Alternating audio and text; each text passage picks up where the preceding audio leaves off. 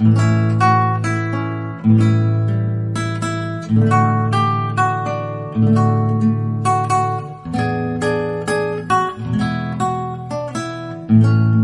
diabo disse: não posso deixar que isso comece agora, cura divina. Se começarem, eles vão derrubar meus sustentáculos. Isso mesmo, porque posso enganá-los por aí com um pouco de teologia de vez em quando, mas com certeza não posso enganar essa coisa real que se manifesta e as pessoas a veem ser feita. Vou impedir isso antes que o outro grupo entre em cena.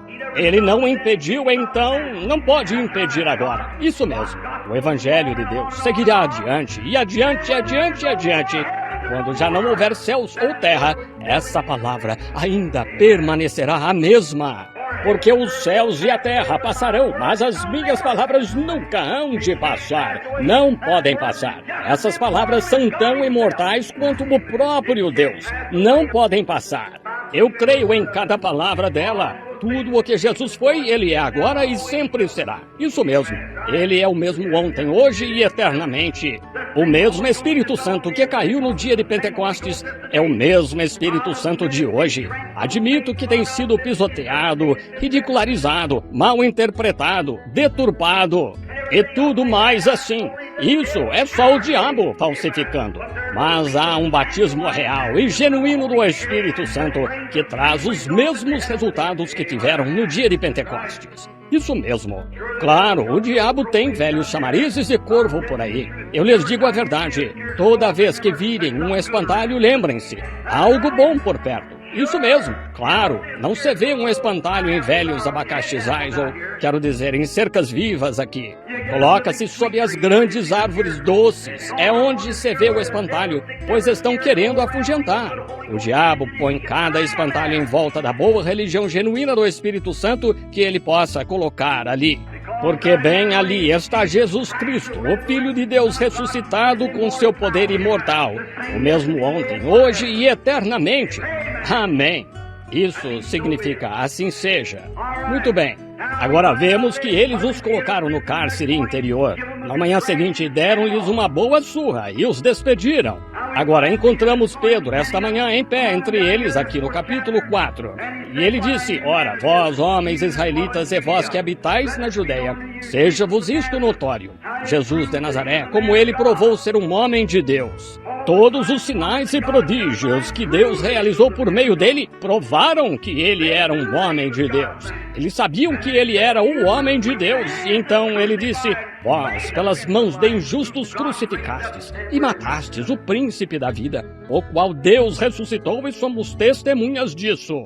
Disse: pela fé no seu sangue este homem está são. Disse: se hoje somos interrogados acerca das boas obras que fizemos, seja conhecido de vós e de toda a casa de Israel, que pelo nome de Jesus Cristo, este homem foi curado. Quando perguntaram a que grupo religioso eles pertencem, onde foram consagrados, de que cemitério saíram, ou algo assim, de onde veio tudo isso? Onde vocês conseguiram o direito de fazer isso? Mostrem-nos que grupo vocês representam para que possamos ir aos anciãos e ver para que estão fazendo isso. Sim, Senhor. Queremos ver qual é a igreja que está ensinando esse tipo de heresia por aqui. De onde vocês são? Pedro disse: em nome de Jesus Cristo, pela fé em seu nome, este homem está são. Amém. E nada tinham que dizer sobre isso, pois lá estava o homem e eles o conheciam. Amém. Amém. Notem, vejam o que ele disse aqui. Agora, e esta é a pedra que foi repudiada por vós, os edificadores. E em nenhum outro nome há salvação, porque também debaixo do céu nenhum outro nome há dado entre os homens pelo qual devais ser salvos. Oh, a rejeição da pedra. A pedra foi rejeitada, porque quando construíram o templo de Salomão, quero que notem uma ilustração muito bonita aqui. Quando foram construir o templo de Salomão, as pedras foram cortadas de um lugar, e de outro lugar, e de outro lugar.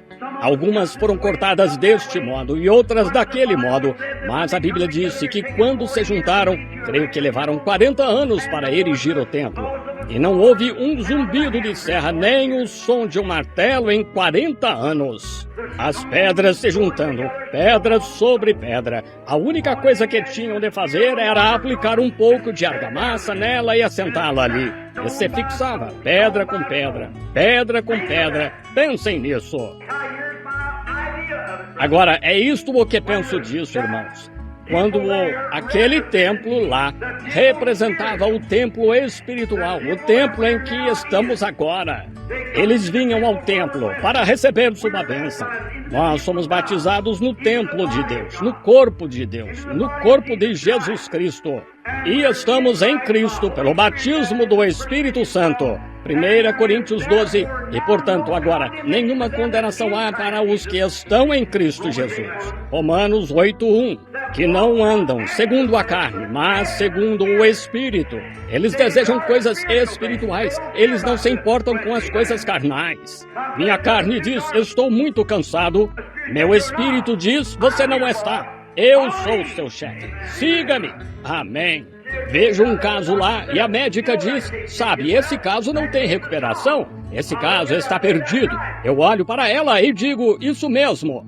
Mas o Espírito Santo vem e dá uma visão, diz, vai se recuperar. Então eu digo, assim diz o Senhor, o homem viverá.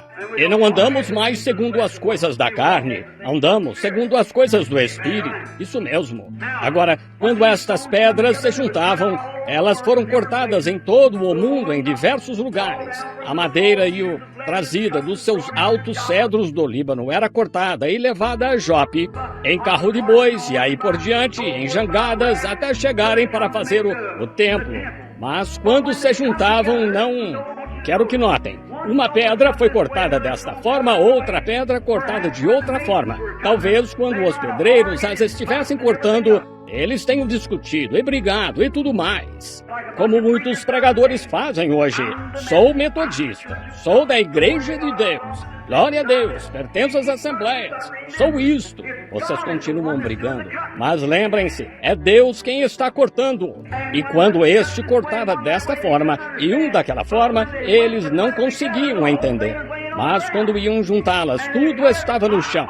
E eles as assentavam, bloco sobre bloco sobre bloco, e não tinham mais de cortar.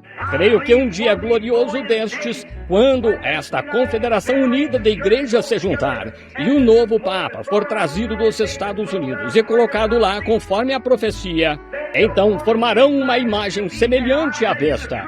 E eu lhes digo, a verdadeira igreja de Deus será forçada a se juntar. Os verdadeiros crentes dentre os metodistas, batistas, presbiterianos, pentecostais, nazarenos, peregrinos da santidade, sejam o que forem, se juntarão e serão cimentados pelo amor de Deus. E isso formará o corpo do Senhor Jesus Cristo. Todos os crentes e os agnósticos e superficiais de mente serão jogados de lado. Eles entrarão direto na confederação de igrejas. E li outro dia que até as Assembleias de Deus entraram na confederação de igrejas. Oh, que coisa! Tem de negar a doutrina evangélica deles para fazê-lo. Isso mesmo! E todos os seus sinais e prodígios pentecostais, princípios, eles têm de negar isso. Para estar na confederação de igrejas, tem de negá-los, ó irmão, para terem prestígio. Eu prefiro, como já disse muitas vezes, me deitar de bruços para beber água de riacho e comer bolachas de água e sal e ser popular com Deus e ser servo dele, de Deus, do que ter o melhor que há, que este mundo dá. Se eu tivesse de comprometer minha fé no Senhor Jesus Cristo e sua Bíblia, creio que esta é a palavra infalível de Deus e cada palavra dela é certa. Sim, Senhor. Agora, veremos lá como estavam fazendo. Eles rejeitaram, eles começaram a assentar suas pedras e chegaram a um ponto quando acharam uma pedra estranha. Eles não puderam usar aquela pedra. Disseram, essa pedra não serve para nada. E a jogaram em um montão de ervas daninhas em algum lugar. Não puderam usá-la, parecia estranha. E tentaram construir seu edifício e chegaram a um ponto e assentaram todas as pedras e as assentaram desta forma. Chegaram a um ponto que não conseguiram achar nenhuma pedra para encaixar nesta esquina. Quando Continuaram construindo e construindo e construindo, e o edifício ficou tão alto que não dava para continuar, pois precisavam de uma pedra de esquina. Eles procuraram entre todas as pedras, tentando achar uma pedra de esquina, mas não conseguiram achar nenhuma.